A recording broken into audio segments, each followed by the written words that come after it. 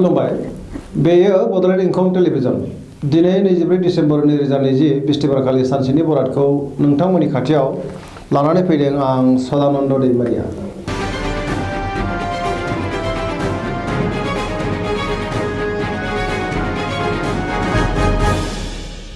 सिगां फरायफिन लादों मेष राशि।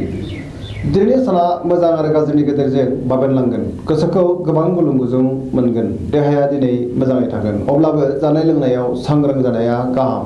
रांखावरियाव मोजांद्राय नङा। नाङा फाङा खरसाया बांगोन। बेफार फालांगियाव बारा मोजां नङा। गोबां खहा जानायनि सम्भावना दङ। मोननो गोनां धोनखौबो दिनै मोननो गोब्राब जागोन। गुबुनजों थगायजागोन। मावनो लानाय खामानिखौ मावफुंनो गोब्राब जागोन। गोसोआव जिंगाया बांगोन। न'खराव अनलायनाय फैगोन। गुबुनखौ बांद्राय फोथायोब्ला खहा जानो हागौ। गोसोनि साननायफोरा टेबर नांगोन। गुबुननि हेफाजाब मोननाय नङा। न'खराव बिसि फिसायनि गेजेराव मोजां सोमोन्दो थागोन। बिमा बिफानि अननाय मोनगोन।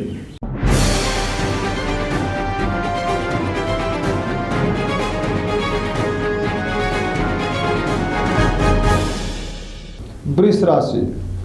दिनैनि साना बारा मोजां नङा। गोसोखौ जोबोर गुलाय गुजाय मोनगोन। मावनो लानाय खामानिखौ मावफुंनो गोब्राब जागोन। समाजाव अदेबानि मान मोननो हागोन। रांखावरियाव मोजां। बेफार फालांगियावबो मोजां। न'खराव बिसि फिसायनि गेजेराव अनलायनाय फैगोन। देहाया दिनै बारा मोजां थानाय नङा। गगा एबा लोमजानाय मोनगोन। जानाय लोंनायाव सांग्रां जानाया गाहाम। बबेबा गोरोन्थि मावफ्लांनायनि थाखाय गोसोआव उनदाहा फैगोन। सोरनिबा सायाव गोबां रागा जोंफ्लांनो हागौ। फरायसाफ्रा फरायनायाव मोजां फिथाइ मोनगोन। लाइमोनफोरा समाजनि खामानि मावनो खाबु मोनगोन आरो गोसोखौ गोजोननाय मोनगोन।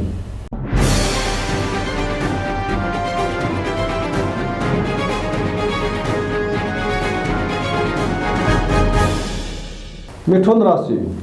दिनैनि साना बारा मोजां नङा। गोसोखौ जोबोर उसुखुथु मोनगोन। देहाया दिनै मोजां थानाय नङा। गगा बायदिसिनाजों लोमजानाय मोनगोन। जानाय लोंनायाव सांग्रां जानाया गाहाम। रांखावरियाव मोजां। बेफार फालांगियाव मोजां मुलाम्फा मोननो हागोन। न'खराव अनलायनाय फैगोन। समाजाव मान मोनगोन। गोसोनि बोलोआ लोरबां जागोन। बिदा फंबायजों मोजां सोमोन्दो थागोन। बिमा बिफानि बोर मोनगोन। गोदान खामानि मावनो गोसो जागोन नाथाय खामानिया जाफुंनाय नङा। लाइमोनफोरा जोबोर रमान्टिक जागोन। फरायसाफ्रा फरायनायाव गोसो दुंखांगोन।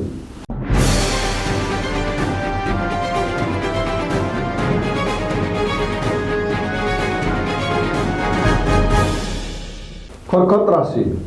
दिनैनि साना जोबोर मोजां। गोसोखौ जोबोर गोजोननाय मोनगोन। सुथुरखौ फेजेननो हागोन।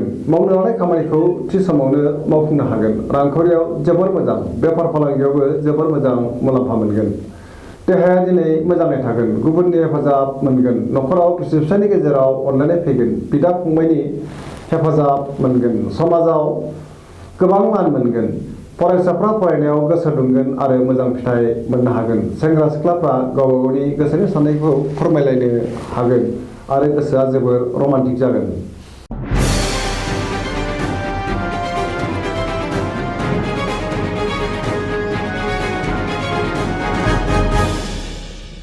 सिंह राशि। दिनैनि साना बारा मोजां नङा। गोसोखौ जोबोर गुलुं गुजुं मोनगोन। माखौबा साननानै गोसोआ जोबोर गिलुं गिलुं जागोन। बहाबा थाङोब्ला सांग्रां जानाया गाहाम। खैफोद जानो हागौ। मावनो लानाय खामानिखौ मावफुंनो हागोन। रांखावरियाव मोजां। मोननो गोनां धोनखौ दिनै मोननो हागोन। बेफार फालांगियाव मोजां मुलाम्फा मोनगोन। न'खराव बिसि फिसायनि गेजेराव अनलायनाय फैगोन। गोसोनि बोलोआ अदेबानि लोरबांबो जागोन। समाजाव मान मोनगोन। न'खराव बिसि फिसायनि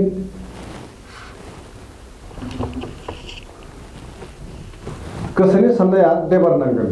गुबुनखौ बांद्राय फोथायोब्ला खहा जानांनो हागौ। सांग्रां जानाया गाहाम।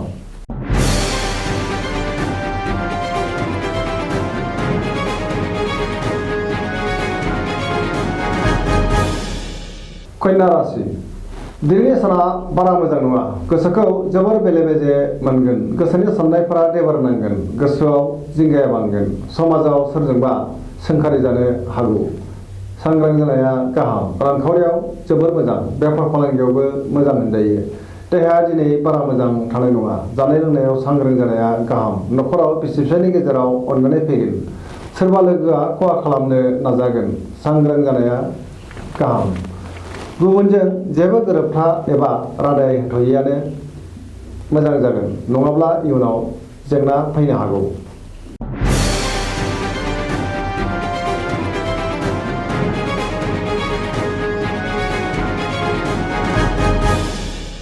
तुला राशि दिनैनि साना जोबोर मोजां, गोसोखौ जोबोर गोजोननाय मोनगोन। गोसोनि साननायफोरा जाफुंगोन, मावनो लानाय खामानिखौ थि समावनो मावफुंनो हागोन।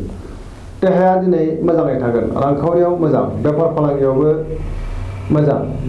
न'खराव बिसि फिसायनि गेजेराव अनलायनाय फैगोन, समाजाव मान मोनगोन, बेफार फालांगियाव मोजां मुलाम्फा मोननो हागोन।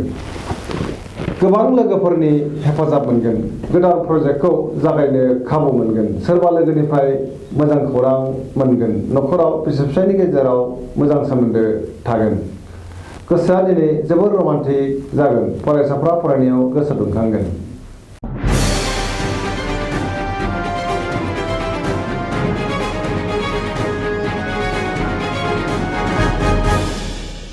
वृश्चिक राशि दिनैनि साना मोजां आरो गाज्रिनि गेजेरजों बाबेनलांगोन, गोसोखौ जोबोर गुलुं गुजुं मोनगोन। मावनो लानाय खामानिखौ थि समावनो मावफुंनो गोब्राब जागोन।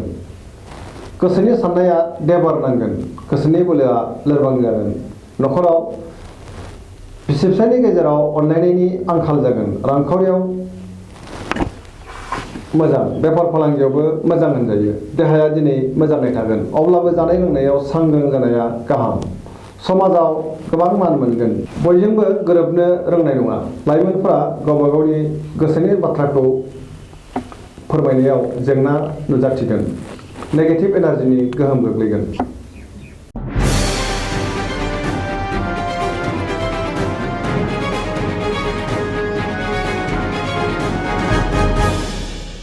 धनु राशि दिनैनि साना जोबोर मोजां, गोसोखौ जोबोर गोजोननाय मोनगोन। मावनो लानाय खामानिखौ थि समावनो मावफुंनो हागोन।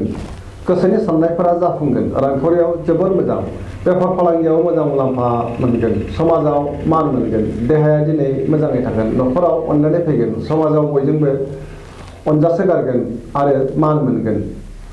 बहाबा थाङोब्ला सांग्रां जानाया गाहाम, जाब्रबथायनि आसा दङ। लाइमोनफ्रा जोबोर रमान्टिक जागोन, फरायसाफ्रा फरायनायाव गोसो दुंगोन आरो मोजां फिथाइ मोननो हागोन।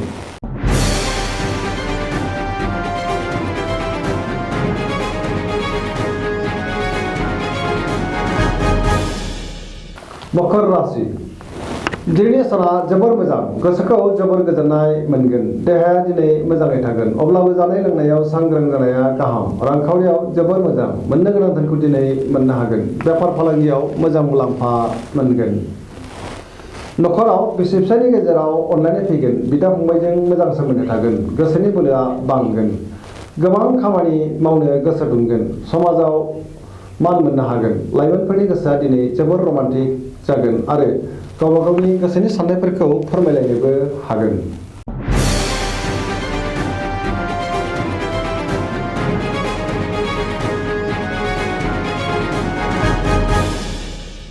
कुम्भ राशि दिनैनि साना मोजां आरो गाज्रिनि गेजेरजों बाबेनलांगोन, गोसोखौ जोबोर गुलुं गुजुं मोनगोन। माबा मोनसे गोरोन्थि मावफ्लांनानै गोबां खहा जालांनो हागौ, मानहानिबो जालांनो हागौ। मावनो लानाय खामानिखौ थि समाव मावफुंनो गोब्राब जागोन। रांखावरियाव मोजां, बेफार फालांगियावबो मोजां होनजायो। देहाया दिनै मोजाङै थागोन, न'खराव अनलायनाय फैगोन, सोरबा लोगोजों हरखाबै एना एनि जानोबो हागौ। सांग्रां जानाया गाहाम।